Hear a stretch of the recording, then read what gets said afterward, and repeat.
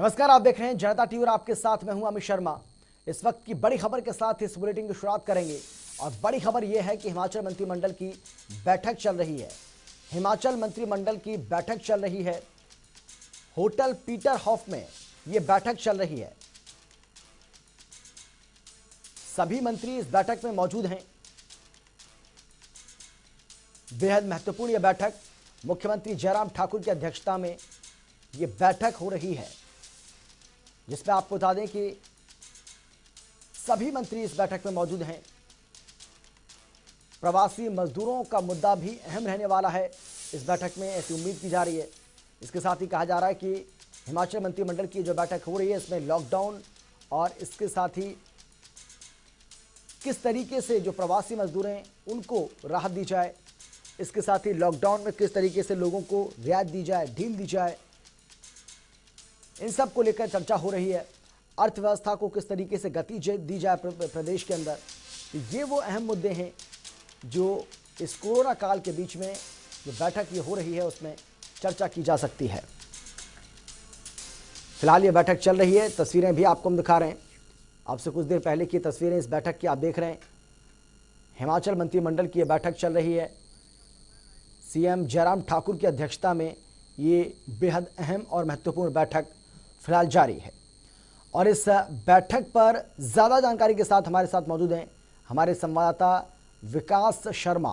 विकास, हम आपसे जानना चाहेंगे ये जो बैठक है, बैठक जारी है, कितनी महत्वपूर्ण ये बैठक है और कितना समय हो चुका है इस बैठक को शुरू हुए?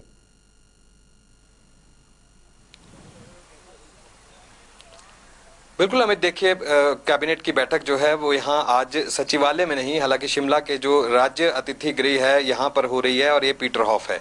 होटल पीटर हॉफ में ये अहम बैठक यहाँ पर हो रही है। अहम ये कई मायनों में है, वो इसलिए भी क्योंकि जिस तरह से कोविड-19 को लेकर जो है वो सरकार की जो अपना जो अंदर की चीजें हैं कि किस तरह से अब लोगों को राहत दी जानी है, इसको लेकर आज यहाँ पर रोड मैप बनाया जा रहा है, उसको लेकर जो है वो चर्चा जारी है। ऐसे में कई तरह के अलग अलग एस्पेक्ट्स हैं। सबसे पहले अगर मैं बताऊं कि आज 8 जो है वो अलग अलग विभागों की आज यहाँ पर प्रेजेंटेशंस हैं। प्रेजेंटेशंस में यही बताया जाएगा कि इफेक्ट कितना जो है वो कोरोना वायरस का हिमाचल प्रदेश में हुआ है। सबसे पहले अगर बात करें तो कोविड-19 की यहाँ पर एक प्रेजेंटेशन है जिसमें यही बताया जाएगा कि अब जो टास्क फोर्स है वो कैसे हिमाचल प्रदेश में, अब बाहरी राज्य से लोग जो फंसे हुए हैं बाहरी राज्यों में, उनको कैसे हिमाचल प्रदेश में लाया जाना है, और अगर हिमाचल प्रदेश में वो लोग आ रहे हैं तो कैसे उनको जो है उनके स्वास्थ्य की जांच यहाँ पर की जानी है। और क्योंकि पिछले अगर हम 4 दिन की अगर बात करें तो 4 दिन में लगातार मामले जिस तरह से सामने आ रहे हैं, 48 घंटों की अगर बात करें तो 5 नए मामले हिमाचल प्रदेश में अब तक आ चुके हैं। तो ऐसे में चिंता का विषय सरकार के लिए भी है, लोगों के लिए भी चिंता का विषय है, क्योंकि आज ही सुबह के समय ये खबर आई कि एक हमीरपुर से एक और मामला जो है वो सामने आया है। जिला हमीरपुर से है, बड़सर से है। तो ऐसे में अब सरकार की चिंता इसलिए भी बढ़ गई है क्योंकि ज्यादातर मामले जो अब सामने आ रहे हैं वो बाहरी राज्यों से, यानी कि ज्यादातर दिल्ली से जो लोग अपने घर वापसी जिन्होंने की है वो लोग अब पॉजिटिव पाए जा रहे हैं। तो ऐसे में अब सरकार यही है कि अब हिमाचल प्रदेश में ये कोशिश कर रही है कि किस तरह से इस संक्रमण के खतरे को जो है अब रोका जा सके। इसको लेकर जो है चर्चा जो है कैबिनेट के भीतर अंदर हो रही है और अलग अलग तरह की चीजें हैं। जिस तरह से विभागों की अगर मैं बात करूं तो स्वास्थ्य विभाग के साथ जो है वो यहाँ पर प्रेजेंटेशन रखी गई है। इसके अलावा जो बिजली विभाग है उसके साथ भी एक प्रेजेंटेशन रखी गई है। इसके अलावा जो खाद्य आपूर्ति विभाग है, क्योंकि अब तमाम ये चीजें हैं कि आर्थिक संकट जो है वो किस तरह से गहरा रहा है, क्योंकि अगर टूरिज्म को अगर देखें, क्योंकि उसकी भी एक प्रेजेंटेशन यहाँ पर है। टूरिज्म विभाग में जिस तरह से ये देखा गया है कि पूरी तरह से जो एक बड़ी आर्थिकी है, 6000 करोड़ से ज्यादा की आर्थिकी सिर्फ और सिर्फ टूरिज्म सेक्टर पे है। तो ऐसे में अब किस तरह से राहत जो है वो टूरिज्म जो उससे व्यवसाय से जुड़े जो लोग हैं उनको किस तरह से राहत दी जाए, या फिर जो बड़े होटलियर्स हैं, जो छोटे तबके के जो लोग हैं, किस तरह से उनको राहत दी जानी है।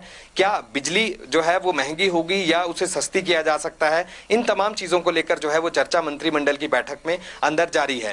कयास यही लगाए जा रहे हैं कि 11:15 बजे ये बैठक यहां पर शुरू हुई थी और अगले 2-3 घंटे बैठक जो है वो और चलेगी। इसमें अब सरकार की चिंता इस चीज को लेकर भी है कि क्या जो स्वास्थ्य की जांच यहां पर की जा रही है, क्योंकि जब ये लोग जो बाहरी राज्यों से हिमाचल प्रदेश वापस लौटे हैं, ये लोग इनकी प्राथमिक जांच जो है वो हो चुकी थी, जिसमें इनके कोई भी ऐसे सिम्टम्स जो हैं वो यहां पर सामने नहीं आए थे। लेकिन कुछ दिन बाद अब जैसे अगर मैं आपको बताऊं कि उदाहरण के तौर पर जो आज नया मामला जो यहां पर सामने आया है, जो कि जिला हमीरपुर से है, बड़सर से है, उस व्यक्ति का भी यही कहा जा रहा था कि 42 वर्षीय वो व्यक्ति है जो कि अपने परिवार के साथ दिल्ली से आया था और होम क्वारंटीन था।